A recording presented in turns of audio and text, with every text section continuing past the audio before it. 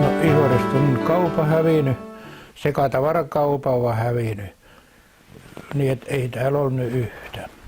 Että täällä ei ole nyt sit kauppaa. Kokos Pyhärannan se on muut kuin yksi kauppa enää. Tämä 7. luku mullisti lainsäädännöllään siten nämä pienkauppiaiden toiminnot. Niissä määrättiin kaiken näköiset investoinnit suoritettaviksi hygienian puolelta ja niin muodoin moni hylkäsi kaupanpidon siinä vaiheessa. Mutta missä sitten johtui, sitten rupesivat nuo isot tavaratalot tulemahan ja ihmiset luulivat, että se on parempaa tavaraa, kun mennään isosta kaupasta ostamaan. Niin. Pyhärannassa kauppojen väheneminen on ollut vähintäänkin samansuuntaista kuin koko valtakunnassamme.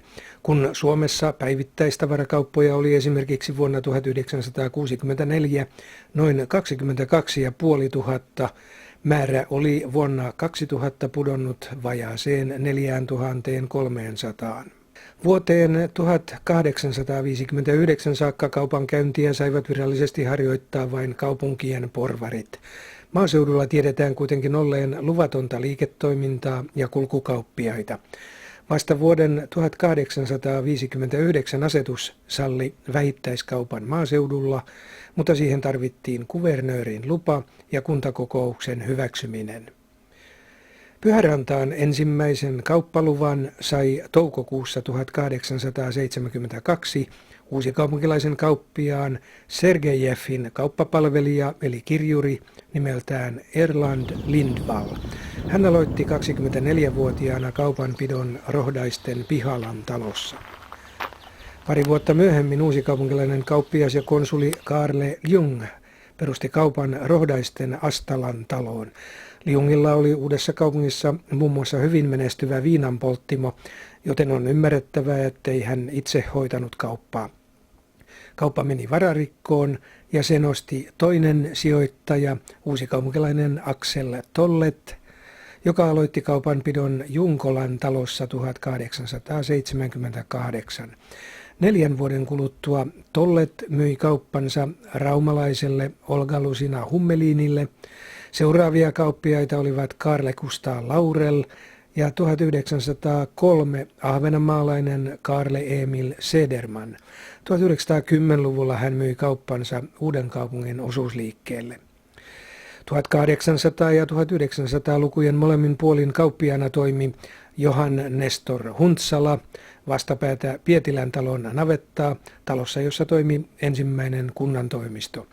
1900-luvun alkupuolella kauppiaita Rohdaisissa olivat Frans Victor Heltonen, Juho Maurits Tanner, Arvo-Johan Nyman ja Auvo Savikurki. Sitten siihen tuli Savikurki.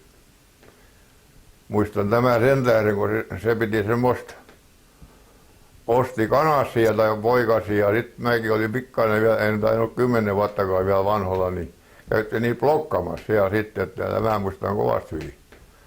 Ja hänen jälkeen tuli sitten Nissilämanti. Siltä sai hyvin karamelleja ja kun kauppa meni, niin kyllä se ai hiukan karamelleikin annoi. No sitten Nissilämanti vanhennut, niin sitten mentiin Oivamäkiin ja sitten ostin Nissilämantilta, mikä on sitten taas minun isän veli, että tämänkin mä hyvin muistan. Hän sairastui ja kuoli, niin sitten siinä oli Laaksonen piti sitä pienen aikaa ja sitten oli Toivo Lehtonen sitten lopuksi. Kauppa ja Nissilän kauppa, niin se oli tuossa noin koivukarva. Ja sitten toinen koivu, kun tuolla oli, niin siinä oli se Tyynekaitilan kirjakauppa. Se kaupan rakennus, josta nyt on puhuttu, sijaitsi siis tässä ja näkyy vanhoissa valokuvissa näin. Kunta lunasti rakennuksen Lehtoselta ja se purettiin, koska tie tarvitsi lisää tilaa. Vanhoissa kuvissa näkyvässä pienemmässä rakennuksessa sijaitsi Tyynekaitilan kirjakauppa.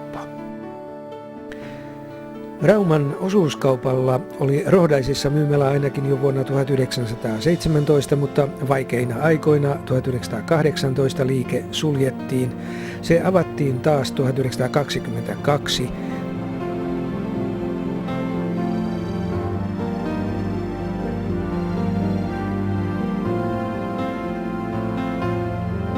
Ja siinä on entinen osuuskauppa. Siinä on entinen osuuskauppa. Kuinka sen sitten, onko siinä täältä tien puolelta menty Se on tiepuolella mennyt ja näyteikkuna, ne on kaipattu pois ja on muutettu asuntokuntoon. Ja tuossa on sitten kaupan aikaisia varastoja. No siinä oli ovi tuossa noin sit ja poroke tuossa, ne on ja pois pistetty. Joo. Tässä on se Astolan talo, mikä Hellakin mainitsi, kauppa Joo. oli. Tässä oli se pakari, ensimmäinen pakari, kun mäkin olin käynyt karaameli, kun kirkkoon mentiin. Ja se oli suurin piirtein, tuossa on semmoinen kellari. Se oli tässä näin päin. Se rakennus. Kioski, mä muistan 2, vähän nahtisten 3kin muistaa. Ensimmäinen muistikuva on tässä Suojalan tiehaarassa, niin silloin joskus aikana, kun suojeluskunta oli ja täällä oli vaan suuret kesäjuhla, niin se joku perusti kioski. Tuli liikenne ja sitten mikä tuli, niin sitten se kioski muutettiin tämä paikka, niin missä me nyt asutaan. Niin tuosta 10-15 metriä, niin siinä oli semmoinen kuin Yrjö Varjonen ja Aini Varjonen, niin ottivat sen kioskin tohon. Sitten on toinen kioski tuolla keskustassa, niin semmoinen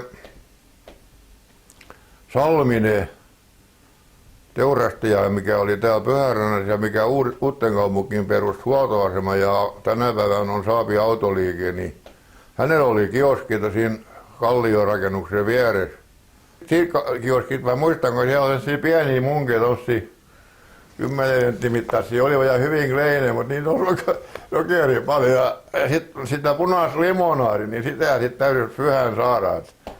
No sitten niin, tämä lopussa sitten, niin sitten Kallio perusi siihen liiketalous viereen, niin semmoisen katoksen kanssa oleva kioski, että niin kuin linja-auto matkustaja voisivat käydä siinä, kun linja-auto pysäsi 10 minuuttia suurin piirtein siinä. Niin. Väinö Kallio oli, hänellä oli sisällä sitten oikein semmoinen kahvila, mikä oli ennen tätä kioskia. Kun mä olin linja-auton kuljettaja silloin tuossa ja sitten siihen tuli sellainen likkaakin tuolta Hinnerilta, missä tuli ja nappasi siihen viit sitten. Semmoinenkin muisto. Sitten Kallion kahvilasta.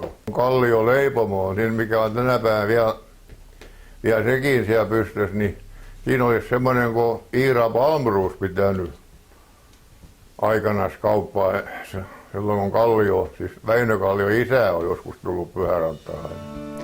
Rohdaisissa on ollut myös Toivo Aaltosen valokuvausliike ja Mäkiset itse perustivat 1980-luvulla kukkakaupan, jonka jo ovat myyneet. Kalliot perustivat 1960-luvulla huoltoaseman. Kun Toivo Lehtosen kauppakiinteistö purettiin, hän osti Kallioitten huoltoaseman ja kunnosti siihen kauppaliikkeen. Sen he myivät myöhemmin osuuskauppa Keulalle ja samassa kiinteistössä on vielä nyt Keulan sale. Mutta nahkuriliikekin oli aikanaan Rohdaisissa. Isä pisti sinne Ruston nahkuriliikkeet niin hakemassa sitten niitä finnejä mitä ja sitten haettiin ja suutarin tarpeen myyttiin. Joo. Ja siinä oli korkea trapu ja sitten siinä oli sellainen ullakko ennen kuin sinne huoneen päästiin. Joo. Ja mä kun mukuilla oli, niin mä pelkäsin välistä, että mihin mä menen.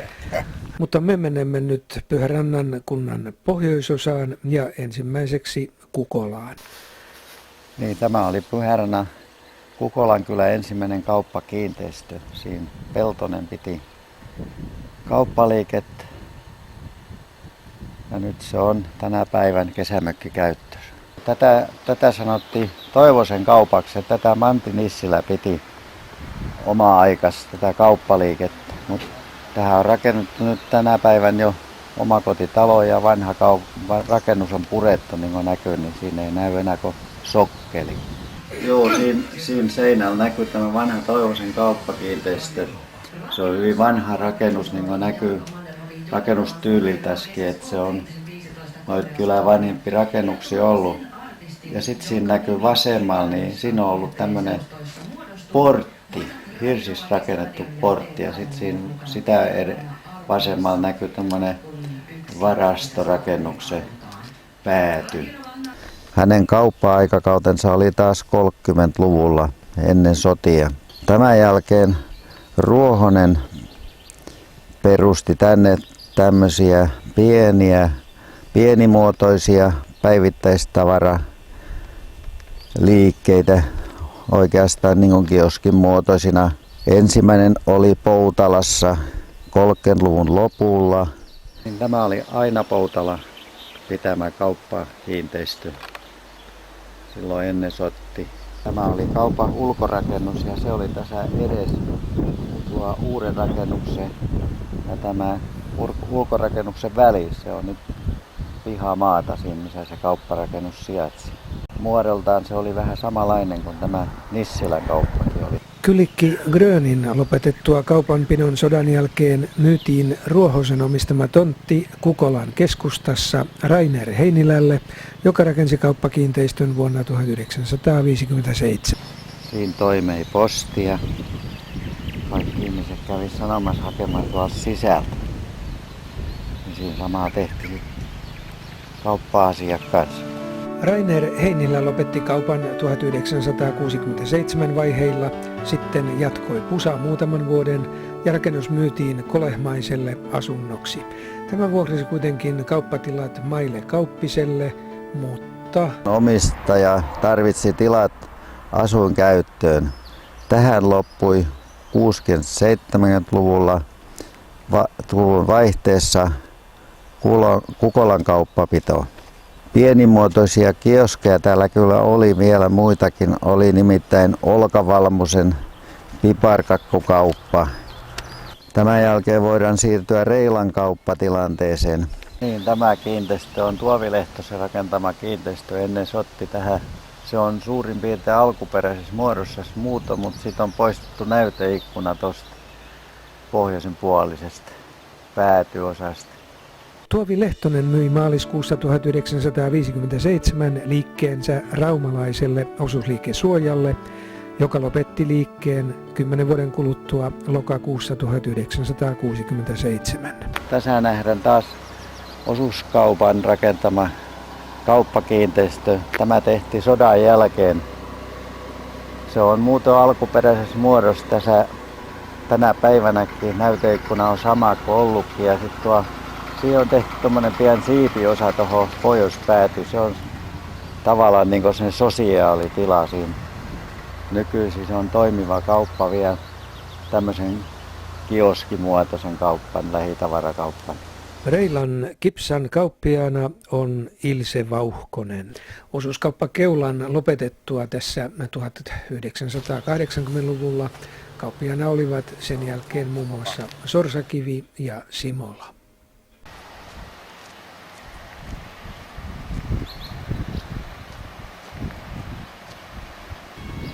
Se on sillain alkanut, että mun isoisän on hän oli laivuri ja hän seilaskeli tuon Turkuun halkoon ja sieltä hän toi sit jotta sokeria ja tupakkaa ja semmoista Se alkoi sillain ja sit sitä myyttiin tässä jossa niitä oli tuolla sit ja kyläläiset kävi hakemassa niitä. 73 lopetettiin. No siinä on niinku Suolamakasiini vai? Niin, ja tässä oli niinku rehui Niin. Ja sitten tuolla toisessa päässä oli taas niinku rautapuoli, että oli nauloja ja öljyjä ja semmosia. Nihtiön kylässä Toivo Setälän nykyisin omistamassa rakennuksessa aloitti laivuri Frans Edvin Setälä kaupanpidon 1900-luvun alussa. Poika Frans Oskar Setälä ja tämän vaimo Olga jatkoivat hänen jälkeensä. Ja joka perjantai lauantaina, kun se tuli se korikato Danielsonista, niin pehmiöi vulli. Joo. Muistatko semmoista? Kyllä. Se kori oli tässä näin. Joo. Ja semmoinen säkki oli neulottu siihen päälle. Ja se tuli 6 auto sai ehtosta. Ja tiski oli tässä näin ja se tuli Danielson, niin Katavissa. Danielson se oli silloin. Rauma. Sitten se sitten se muutti sen Katavistoksen liike muutus. Ja se oli semmoinen aika iso kori tämmöinen, semmoinen mata. Hahtuukori.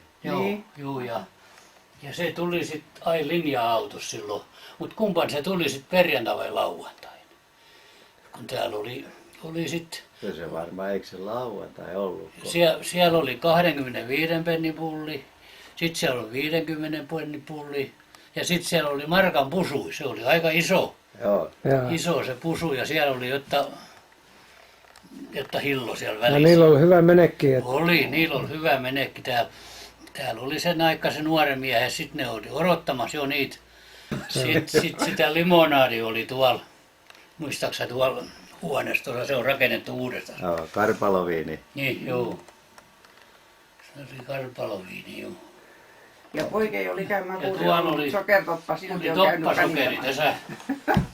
Oli tässä näin, oli semmoinen sit, missä oli sitä toppasokeri tässä se kolo. Ja siellä oli sellainen vasari ja sen kanssa mä tein sellainen kirves.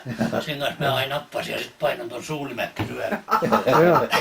Jaa. Pahoja. Oliko se luvan perästä? Ei se oikein. Ja äit kehui vielä vanhanakin, että ei poika ole ikämakuri ollut. Tiedetään, että se on kaupan... Se on Se on tänään varmasti. Aivan Joo. varmasti. Ja samaten, että kyynärke vissiin seinässä. Se oli kankasmittausta varten. Joo. Niin, tämä on Niilo Uudentalon rakentama kauppaliike Nihti on tämän Setälän kaupan jälkeen tullut tähän. Sotien jälkeen kanssa tämä tehtiin ja noin 70-luvulla on vissi lopeteltu kanssa. Se on aivan alkuperäisessä muodossa tämä, mitä se on alun perin tuohon rakennettu. Nihtiön yksityiskauppias Niilo Uusitalo siinä kauppansa edessä. Se on palvellut tätä Nihtiön kylää toistakymmentä vuotta.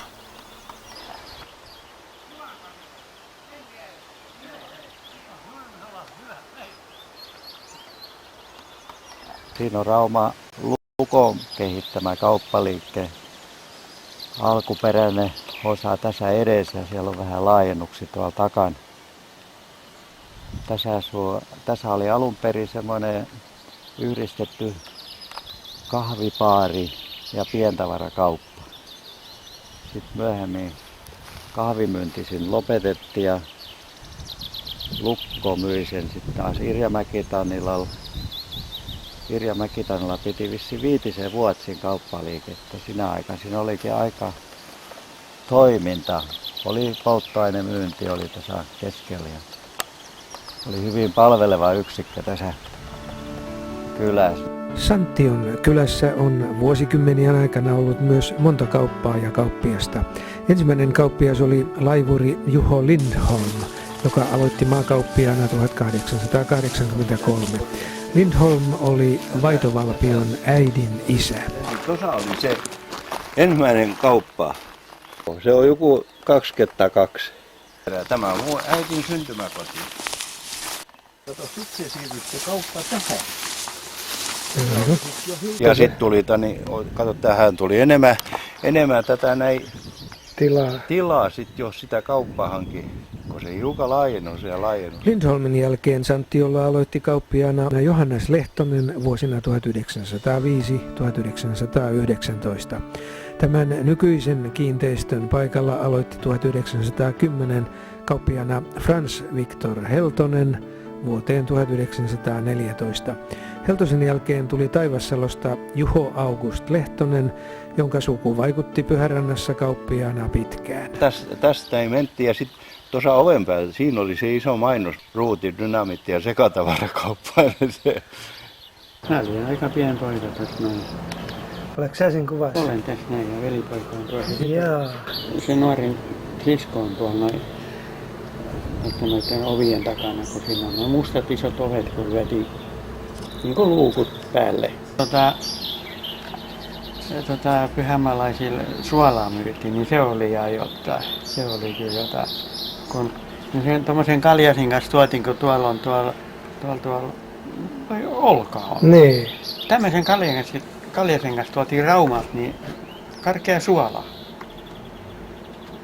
Meidän semmoisen makasiini siellä rannalla. Niin, rannassa oli makasiini. Niin. Tässä se oli se varastorakennus. Ja rannassa ulkona säilytettiin myös polttoainetynnyreitä. Että on se aika touhu olla. Ja sitten kun tuulet tuli huonot, ei ne päässytkään Ristiinanmenon kanssa tulemaan. Se kesti ties kuinka kauan väliin. Mä muistan, kun sitä lapioitiin semmoisen, onko se nyt 60 litraa, mitä siihen meni siihen. Mikä se nyt on? Ei se nelikko, mikä se nyt on? Ja sitten kun piti puu tommoselle lapioon, niin sitä laitettiin ja sitten kun vedettiin sen varren kanssa, ettei tullut ylimääräistä. Ja sitä kun ei, täällä mene poika vetämään. Kalastajat sanoi, että kyllä tämä papa nostaa autolla. Teemallinen portti. Mä vissiin nuorimmat ollaan pois siitä.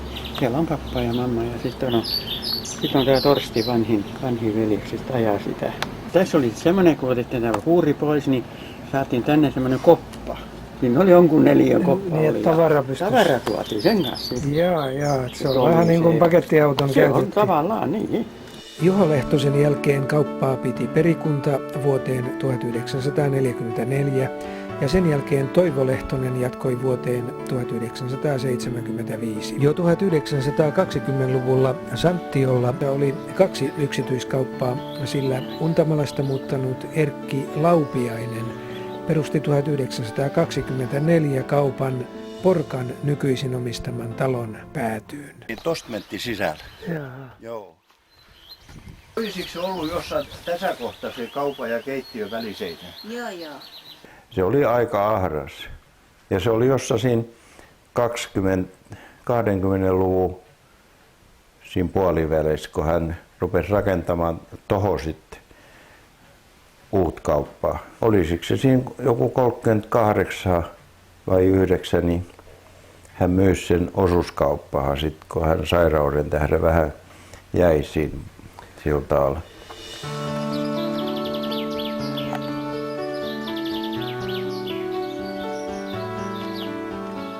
Tuossa näkyykin vielä paikka, missä oli rappuset, kun sisään mentiin. Rauman osuuskauppa myi liikkeen Lahdenperälle. Tältä se siirtyi raumalaiselle kiinteistövälittäjälle Matti Honkaheimolle ja häneltä vuonna 1988 Vesa Grönruusille. Hän puolisoineen piti viimeisenä Santtiolla kauppaa vuoteen 1997. Täältä meni sitten tämä entinen osuuskauppa, mikä siinä oli vähän aikaa se yksityinen. Sitten 2 pitivät siinä, mutta ne molemmat lopettivat sen. Että täällä ei ollut nyt sitten kauppaa. Kokos Pyhärällä se on muut kuin 1 kauppa enää. Hirslahdessakin on ollut kauppaliike. Aaro Pajula aloitti Hirslahdessa kauppiaana vuonna 1956. Samaan aikaan hänellä oli kauppa myös Laitilan puolella Ropalla. Pajula piti kauppaa vajaat 10 vuotta.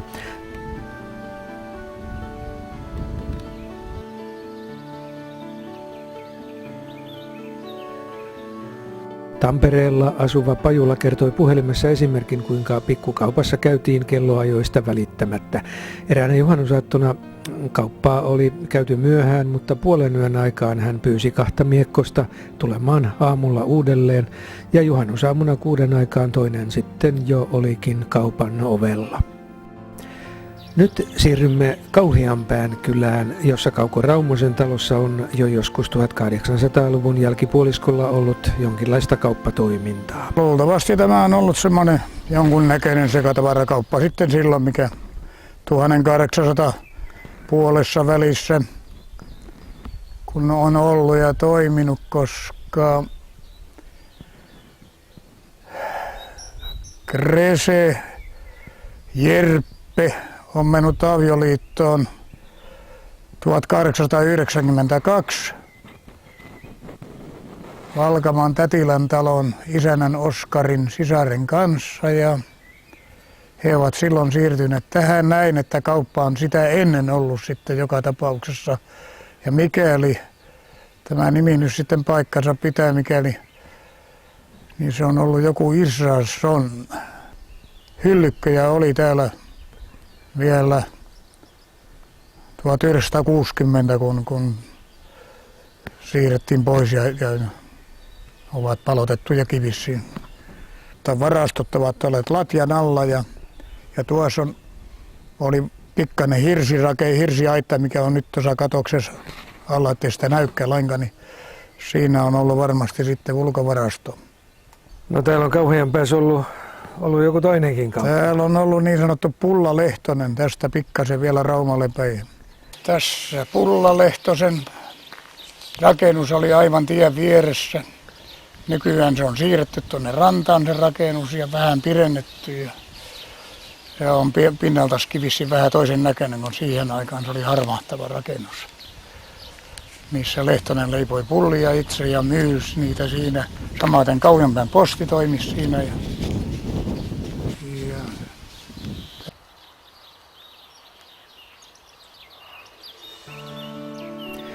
Ylikylään perusti ensimmäisen kaupan Frans Victor Johansson vuonna 1897, eli samana vuonna, jolloin uusi keisarillinen asetus antoi vapaat oikeudet elinkeinon ja ammatin harjoittamiseen. Johansson muutti Nousiaisiin 1903 ja kauppiaana Ylikylässä jatkoi Wilhelm Uusitalo, joka kuoli 1907. Sen jälkeen Otto Werner Jokela, joka oli syntynyt 1888, aloitti pitämään kauppaa. Tässä on Werner Jokelan kauppa, sanottiin Jokelamennun kaupaksi, mikä toimi postina myöskin. Niin sitten piti Haukiluoma vielä kauppaa, hänen tyttärensä Mairen mies. Viljo Haukiluoma piti kauppaa siinä ainakin 2 vuotta. Mutta kun tuli sitten sota-aika ja kansanhuollot perustettiin ja Haukiluoma joutui Pyörännan kansanhuollon johtajaksi tuonne Rohdasiin, niin näin sitten se kauppa loppui siitä. Merikapteeni Leino perusti myös kaupan jo vähän aikaisemmin. 1923 rakensi talon siihen Ylikylään ja samalla perusti kaupan siihen. Kauppa toimi tässä näin. Sisäänkäynti oli tässä suoraan edessä ja varastoa on tuolla makasiinipihalla ja nyt on vielä toinen ulkovarasto tuolla Keikän tien varrella. Niin se kauppa sitten meni pikkasen hunningolla sen jälkeen, kun hänestä tuli pikkasen ryyppimies. Hän oli Tervasen alainen, että Tervanen oli hänen tukkuliikkeensä ja sitten oli maksuja kai vähän suorittamatta sinne Tervasella ja sitten Tervanen tuli sen kaupan omistajaksi. Tämä Leinon rouva sitten hoiti kyllä kauppaa Tervasenkin aikana. Sellainen niin kuin Suominen Laitilasta tuli Kalanista tuli ja osti sen, huuti sen kaupan ja rupesi pitämään siinä kauppaa. Ja Suominen piti kauppaa sitten vielä sodan jälkeenkin siinä jonkun ajan. Maaroko siinä 50-luvulla hyvin lähellä, kun hän lopetti kaupanpidon siitä. Rauman osuuskauppa osti marraskuussa 1938 tontin Ylikylästä Eilun tilasta ja aloitti myynnin tässä paikassa huhtikuun alussa 1939. Tämä oli 4. Rauman osuuskaupan myymälä Pyhärannassa, sillä aikaisemmin ja aloitti myynnin tässä paikassa huhtikuun alussa 1939. Tämä oli 4. Rauman osuuskaupan myymälä Pyhärannassa, sillä aikaisemmin oli myymälä jo Ihodessa, Rohdaisissa ja Santtiolla. Ylikylän myymälä oli esimerkiksi sotavuonna 1943 liikevaihdoltaan näistä suurin.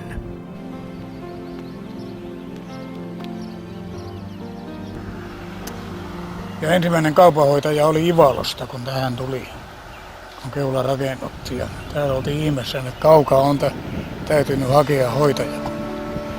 Osuuskauppa Keula lopetti 1980-luvun jälkipuoliskolla ja nyt rakennuksessa toimii Aallon kalastustarvikeliikkeen myymälä. Ylikylään alettiin 1940-luvulla puuhata myös toisen osuusliikkeen myymälää.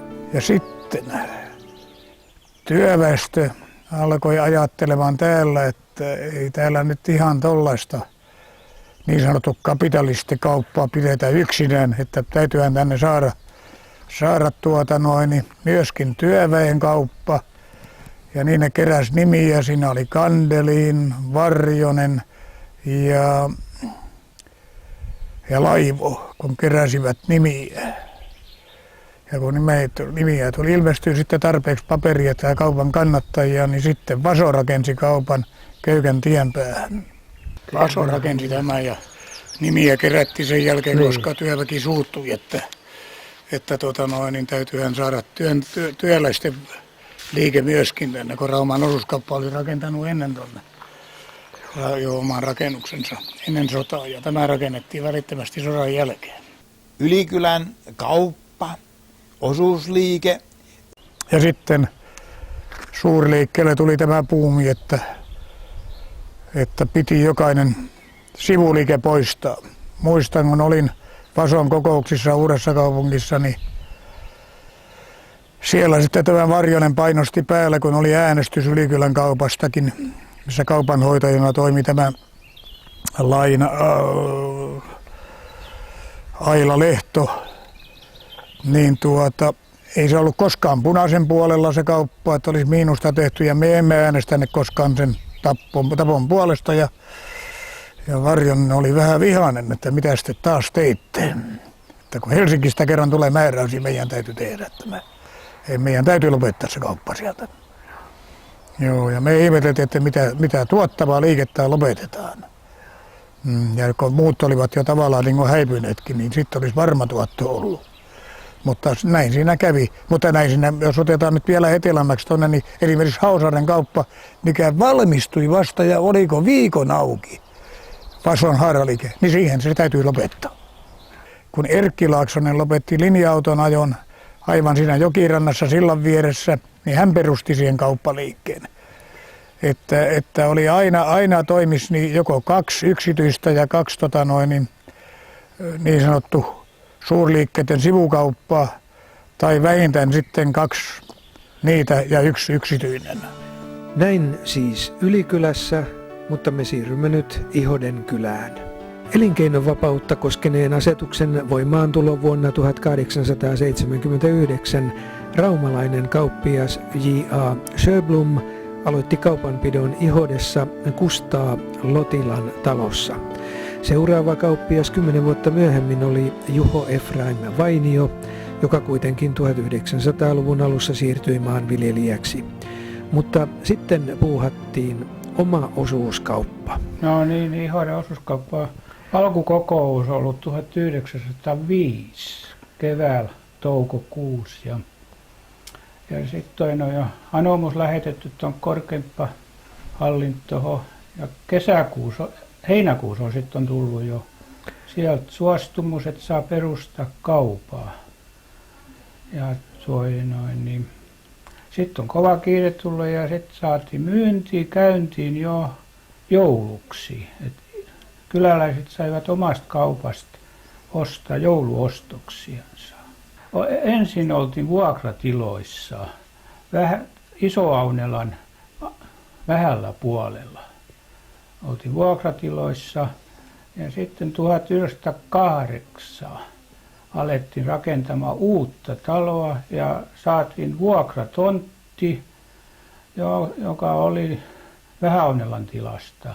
Ja kerättiin sitten noita liittymismaksuja, jäsenmaksuja ja niitä tuli sitten noin 70 osakasta oli liittynyt.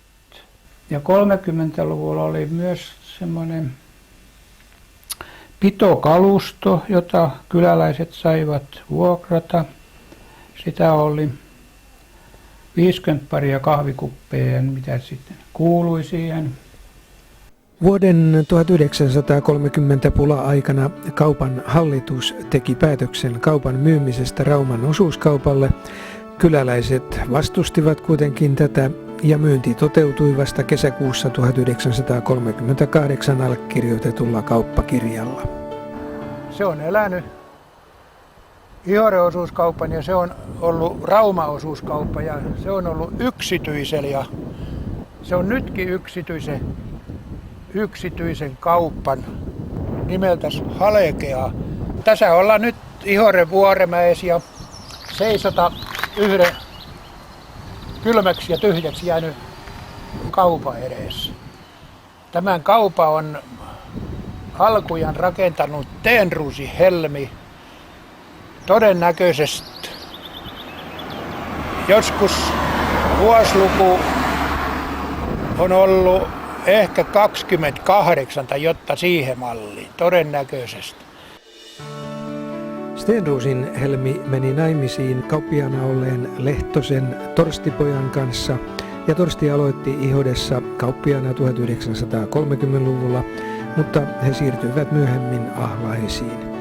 Frans Äärelä piti kauppaa sen jälkeen, ja sodan jälkeen kauppiaiksi tulivat Laitilasta Anni ja Kalevi Seitala.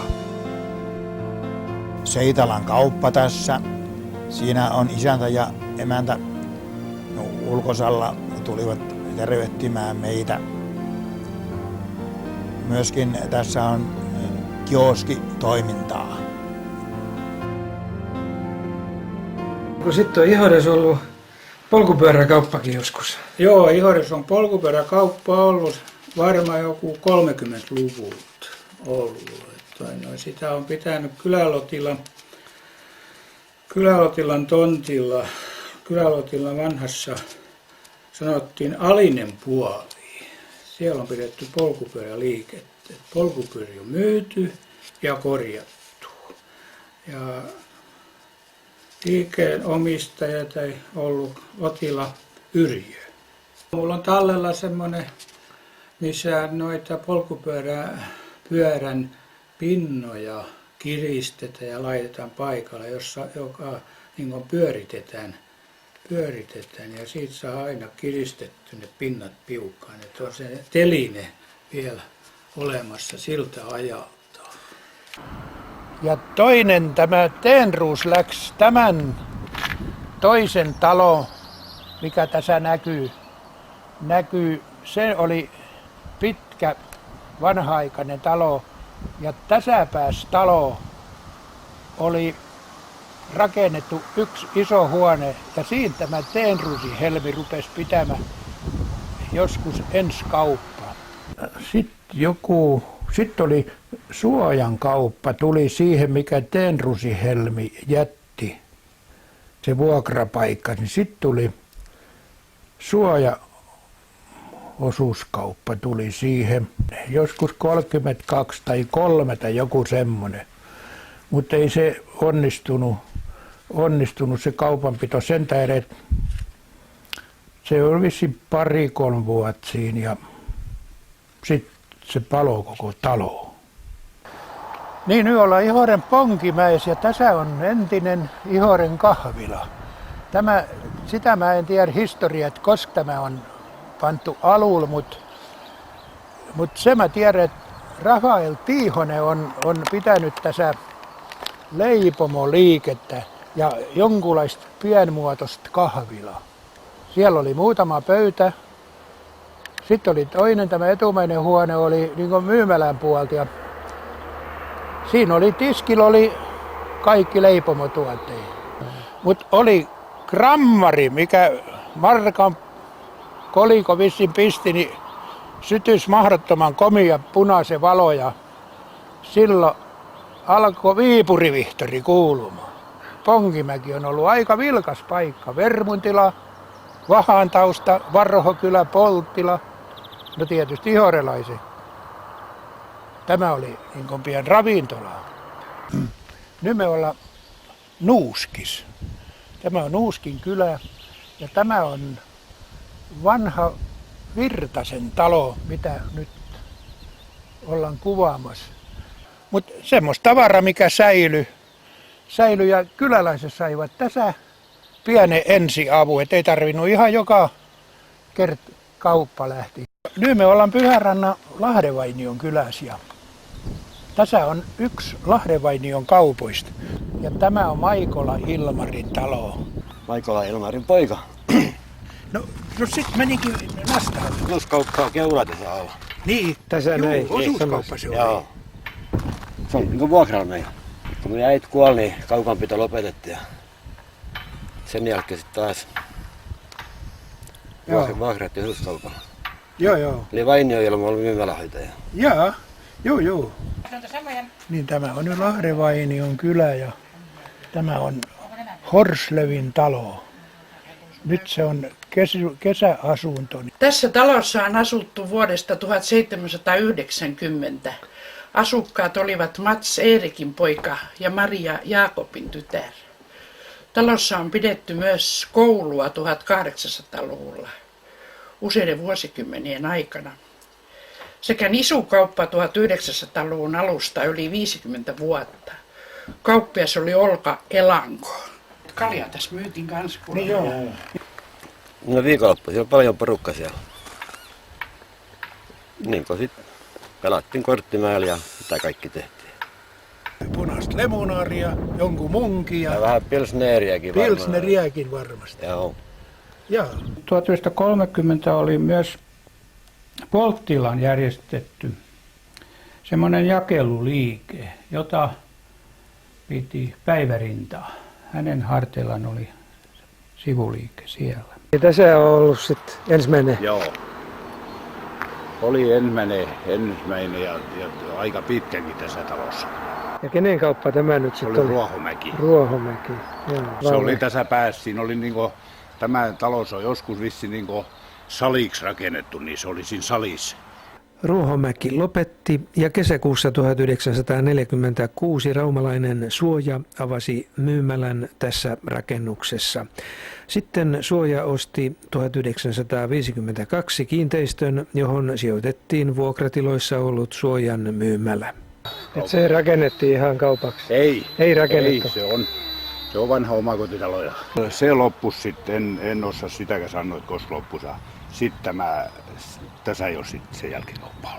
Sitten tuo alimmainen, niin Suoja muutti tähän, niin tuolla jonkun verran tuolla se Laitilan puolelle, niin ne valtasi se Viljo. Piti siellä niin koton kauppaa. Ja muutti sitten tuohon ensimmäisen taloon. Mm-hmm. Ja sitten sit jonkun ajan hän oli tossa, niin siinä lopussa kauppa ja tämä Valtaseviljo osti tämän talon. Ja rupesi tässä pitämään kauppaa. Jaha. Ja piti sitten niin kauan, että tämä Rintasen Tuomo, mikä tuossa äsken vastaan tulikin, niin Tuomo osti tämä ja nyt sitten lopussa tämä vuorotalous. Jaha, niin että se on niin tuore. Joo. Siinä on vielä noin näyteikkuna näkyy. Kyllä. Se on vähän viimeisi, mitä nyt sitten on vissiin loppunut. No on, on. Niin. Joo. Laajalti lähiseutua palvellut kauppaliike Polttilassa oli myös H. Laihosen polkupyöräliike, joka loppui vuonna 1969. Liike myi parhaimpina vuosina 200 polkupyörää, jotka itse koottiin Pyhärannassa. Joskus oli 5 miestä kokoamassa pyöriä. Pyörät myytiin kestimerkkisinä. Viimeisinä vuosina liike kävi myös mopokauppaa. No niin, tässä Pyhärannan kauppaliike-sarjassa, kun on kuvattu, niin ollaan nyt tultu tänne Varhokylään. Ja tässä on sitten Varhokylän ensimmäinen kauppa vai? Joo, tämä on ensimmäinen kauppa ja tätä on kuulemma, tätä kauppa pitänyt joskus semmoinen pika-aaltoska. Mä en tiedä mihin se on joutunut ja mistä se on tullut ja mihin se on mennyt, mutta sitten Laine Senja on pitänyt tätä kauppaa sitten. Ja hän piti sitä silloin, kun mä olen ollut pienflikka, niin tähän tuotiin munaa ja tästä ostettiin kaikki, mitä silloin ostettiin kaupasta. Ja hän leipos kakoo ja tämmöisen itse ja sitten hän myös niitä tässä. Ja sitten hän oli myöskin niin Ihoden osuuskaupa, niin sanottu haaramyymälä. Että hän toimitti Varhokylän taloihin, kun Ihoden osuuskauppa oli sitten niin kuin Rauman osuuskauppa. Niin siitä tuli kaikki apulantteja ja tämmöisiä. Niin sen ja toimit ne sitten taas Ihodesta tähän Varhokylän isään. Niin hänellä oli niin kuin tämmöinen niin sanottu haaramyymälä. 1906 perustettiin myös Varhokylän sivuliike, jossa kauppa kävi niin kuin Ihoden osuuskaupan alaisena. Muistan ihan elävästi sen kaupan. Siinä oli semmoinen vanha-aikainen hieno kassa ja sitten se hyvä haju, kun siellä kaupassa oli, niin se oli ihan semmoinen mikä jäi niin kuin lapsen mieleen. Ja tässä on ollut mahdottomasti kirsikpuita tässä puutarhassa ja on vieläkin. Ja hän myysi niitä siitä ihmisille. Ja mun veljen sanoi eilen, että hän aina kävi sitten ostamassa, kun hän oikein pian poika oli. Ja äiti sitten kun tultiin kauppaan, niin äiti annoi tuosta puusta mulle kirsikkaa ja mä söin sen ja pistin sen kiven nokkaan. Se jäi sinne ja sitten mentiin Laitlahan lääkärin työhön, että se otettiin pois. Niin, sitten hän osti ihmisten kananmuna ja mitä tässä nyt oli sitten kylässä. Kaikki tämmöistä ne olivat sitten. Ne meni sitten niin puolia toisiin. Sitten kun Killun talo oli tuossa kylässä ja sitten se muutettiin tuon mettähän, niin sitten nämä aikuiset ihmiset tulivat kauppahan, että ei muulla sitten enää päässyt föliin. Ja sitten sotan jälkeen hän sitten jo lopettamaan pitämisen. Arvo Solaoja, entinen Luotonen, piti puolestaan Varhokylässä kauppaa tässä rakennuksessa. Ja hän myysi niitä pumpernikkelejä ja sitä pilsneriä.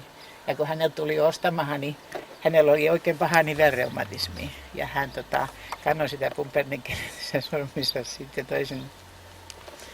Niin silloin sanottiin, että tollukkaan pohji ne pumpernikkeli oli. Ja. Niin mitä varten niitä niin paljon sitten myyttiin joka paikassa. Se oli tietysti ehkä semmoinen, millä korvattiin, jotta semmoista, kun ei ollut niin kauheasti mitään herkuja eikä makkia eikä. Mutta sitä sitten mä en ole varma, että oliko se kauppa sitten vielä, kun tuo uusi talo on rakennettu. Mä hiukan muistan, koska tuo uusi on rakennettu, että vieläkö hän sitten siinäkin myi. Tässä oli sitten se Kalliomanta, tai silloin sanottiin, ei koskaan Kalliomanta, kun hän oli Grenrusi. Hän on Grenrusin Manta, hänen kotinsa oli tuolla kylän alussa ja mäen päällä. Niin hän asui tässä ja hänellä oli tytär ja poika.